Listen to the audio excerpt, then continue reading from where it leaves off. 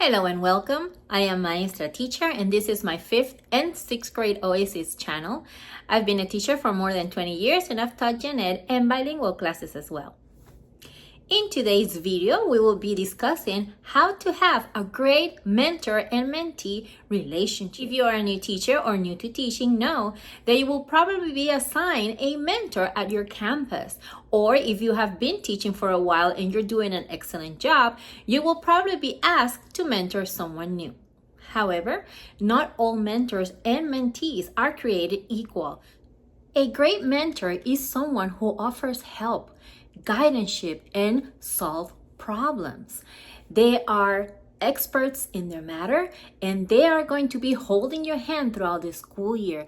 The first tip I suggest when it comes to mentorship is that if you're a new teacher, make sure they assign you a mentor that is someone who has vast experience in your subject area. What this means is that if you are going to be teaching pre-K, you should have a mentor who's done that before or someone who's also teaching pre-K so they can guide you as what is to be done at that specific grade level.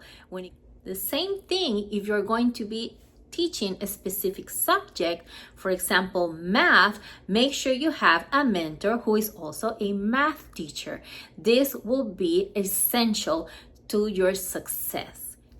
On the other hand, if you are the mentor and you're about to have someone in your class under your wing, make sure you get to know the background of this person.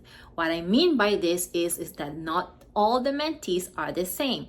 You may have someone who is a teacher that have just graduated and they have already a little bit of experience. But you may also have other mentees who are people that just transition from another career to teaching. It could be someone who worked in a bank before. They have no clue of what it is to be a teacher and this is their first time stepping into a classroom.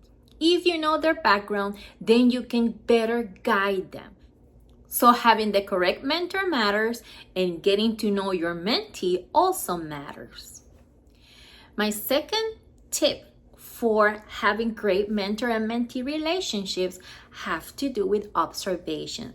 The best thing you can do as a mentee is to go and observe as much as you can that mentor. If it's your mentor, it's because that person is good at what they're doing. So you're going to learn a lot by doing, by watching, by interacting, and by observing everything this person is doing. Maybe you can team teach with your mentor and deliver a class together. And that way, when it's time for you to do it on your own, it will be easier. Tip number 3 have to do with feedback. As a mentor, you have to give feedback to your mentee. And you can say many things, but have tact. You are not the mentee's evaluator.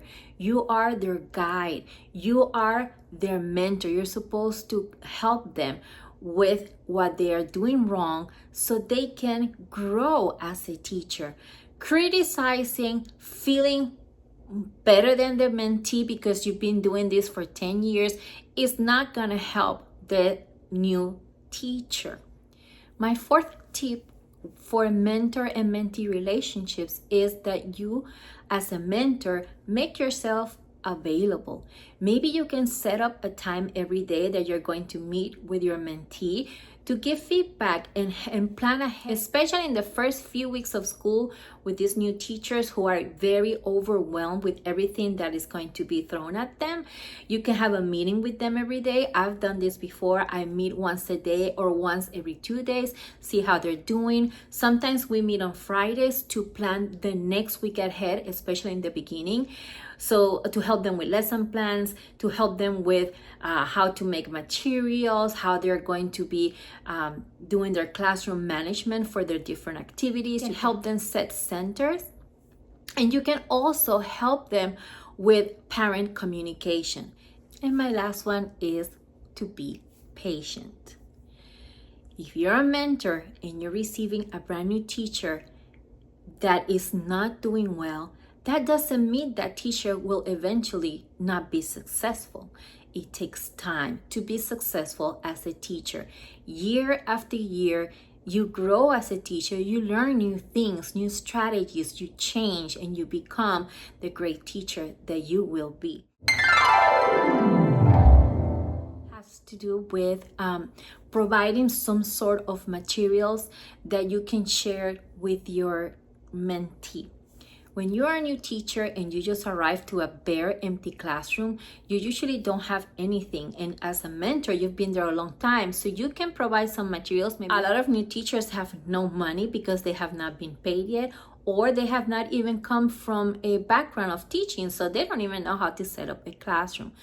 And if for some reason you are a mentee, a new teacher, and you have a mentor who you do not get along, or this person makes you feel uncomfortable, you should be able to go to your principal and express this so they can change you to a different mentor. Just because you've been assigned a mentor, it doesn't mean you have to stick to that person until the end of the school year. If it's not working, move on to someone else.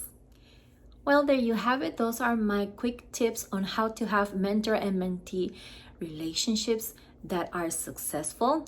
Tell me about your experience. Did you get along with your mentor? Are you enjoying being a mentor? Please like my video, subscribe to my channel, and I'll see you in the next one. See you soon.